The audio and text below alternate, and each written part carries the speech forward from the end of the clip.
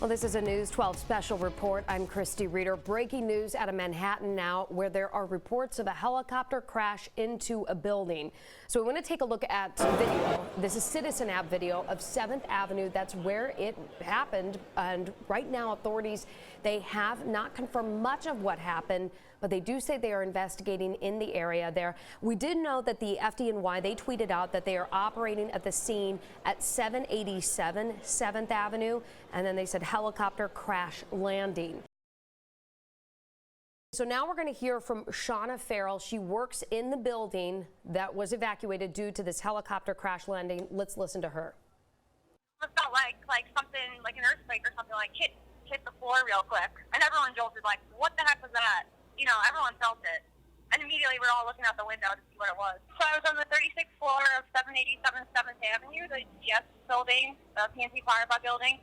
We were sitting in a meeting, and all of a sudden we heard like a whizzing motor sound, and then heard a crash, and the floor shook.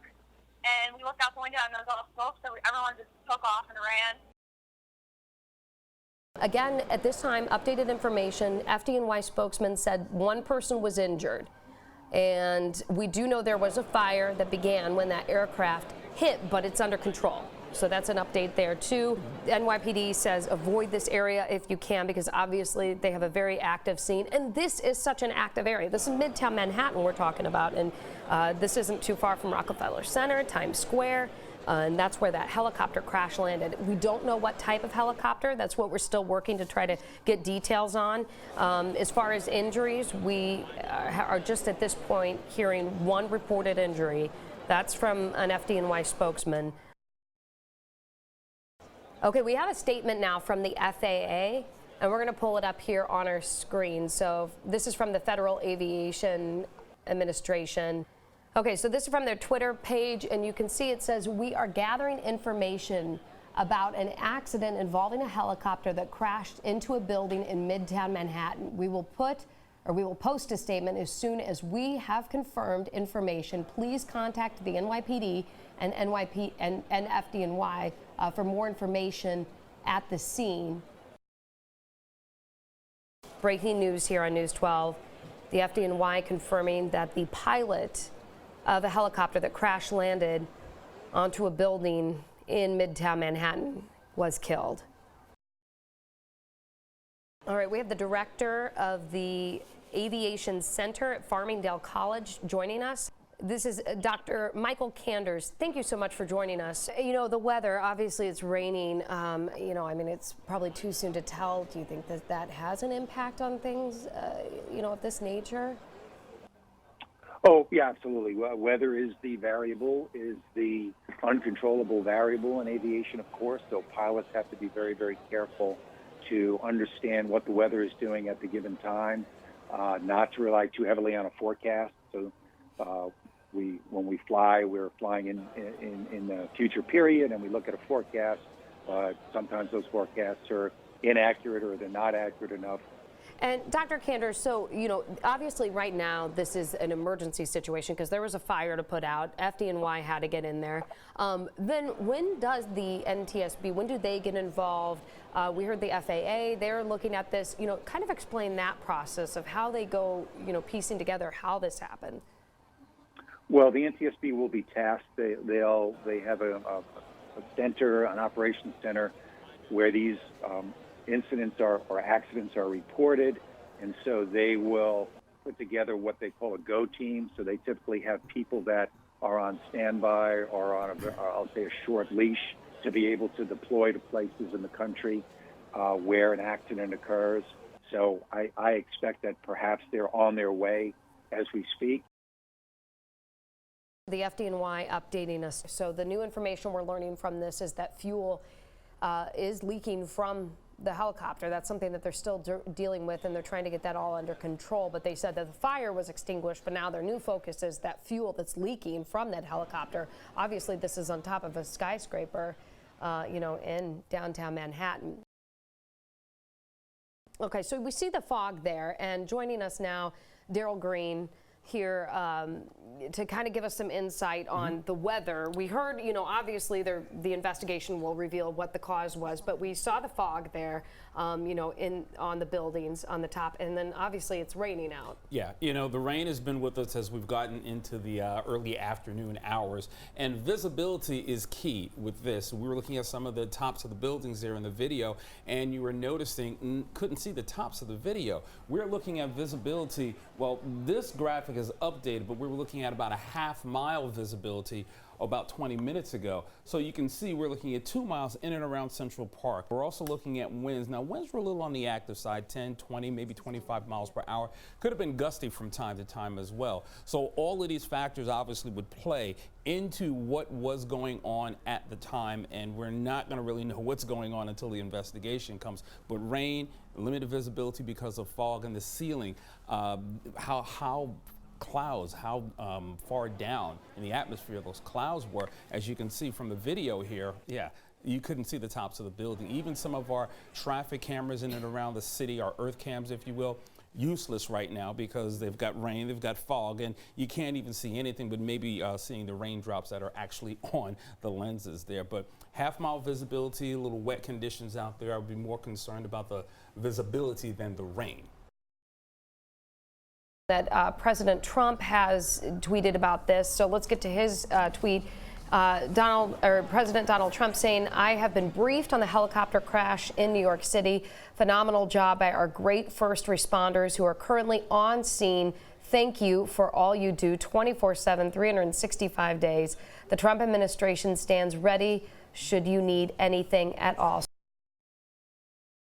We're going to get now to our News 12 chopper pilot. This is Steve Polis. Steve, thank you so much for joining us this afternoon. Tell us, you know, what types of conditions do you fly in? What's kind of the protocol in your experience?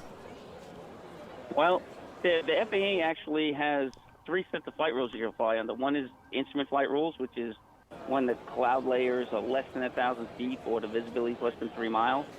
Visual flight rules, when the weather's obviously better than that. And special flight rules. Special visual flight rules are used to perform visual flight rules under instrument meteorological conditions. In other words, if you actually should be on an IFR flight plan and you're stuck out there flying anyway, you could call air traffic control and request a special, and you can one-time clearance to get back on the ground at any controlled facility. Have you ever flown in weather like this before, Steve?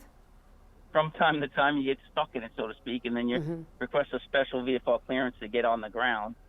But you can draw an analogy like the circus performer that's spinning a bunch of plates on a bunch of sticks. Well, your typical pilot is spinning these discs and paying careful attention to every one of these subjects and categories. And God forbid you need to get distracted. Just say today, weather got 80% of your attention. So you start focusing on the one plate. What happens to the other 10 plates? They start wobbling. So if you lost situational awareness on one of the other subjects because you're focusing too much on another, being a pilot is like a balancing act. Okay, now we're going to get to Alexa Farrell. She's actually on scene now, so we're going to get to her about where she is, what she's seen. Alexa, hi. So tell us where you're at and what you know so far.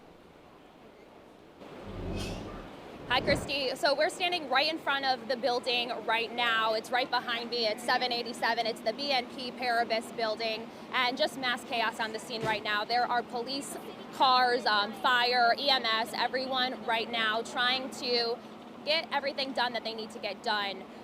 We talked to someone who was inside the building when it all did happen. He was on the 22nd floor, and what he tells me is people weren't sure what was happening when the helicopter did crash onto the roof, but they started to smell smoke. They had done emergency exits before, practice ones, so this one, when it was real, they were prepared. So they did go down. He says what normally takes about 2 minutes to get down that stairwell took 15 minutes. So it definitely was a prolonged exit for the people in the building, but everyone on his floor at least was okay and did make it out. So you said that people said they smelled smoke inside that building, the man you talked to on the 22nd floor? And yeah, so when the helicopter crashed, there was a fire. And he said that as the fire was going through, smoke was filling through the building. So he said it smelled something like a burnt construction scene. We just got this from the FAA. They say that an Augusta A109E helicopter crashed on the roof of 787 7th Avenue in New York at around 1:45 p.m. today. Preliminary information is that only the pilot was aboard. FAA air traffic controllers did not handle the flight. The NTSB will be in charge of the investigation and will determine probable cause of the accident. We released the aircraft registration after NYC officials released the pilot's name. We are going to get to another person joining us, Michelle Ross, here in studio. Michelle, obviously we've all been following this, and I know you've been out in the newsroom following all the latest. We've been live here on air for over an hour now, getting all the information. What have you been learning? Well, just to speak on the magnitude of what happened, we're learning that actually the president did reach out to Governor Cuomo's secretary and offered assistance. They have been in contact. So I think that should really speak on how large this is. You know, granted, one person is dead. Thankfully, you know, many other fatalities haven't happened that we know of so far. So I think that also that connection, you know, being from New York City, the president himself, you know, connecting that to 9/11. You know, anytime we hear of a plane possibly crashing into a building, right away you know, many of us New Yorkers, many Americans think of 9/11. So I think that right there can speak of the magnitude of the severity of what happens today. This is from a Twitter user, Wendy, and she said that this is the helicopter that crashed into a building, or on the roof of a building rather, before it actually did. Yeah. And towards the end of that video, you almost saw it disappear, you know, into the clouds, the heavy clouds visibility. there. Yeah, so that speaks to the visibility again, like you were saying. You have an update about traffic in the area, right? Yes. So we're learning that traffic is closed from 42nd to 57th Street, from 8th Avenue to 6th Avenue. So if you do live or work in the area, there's a chance that, especially near the building, there's a chance that you were evacuated. And if you're driving through that area, there's definitely no way that you will be able to get through. Even the surrounding area, if you're coming from different boroughs, expect heavy traffic, I would assume, definitely.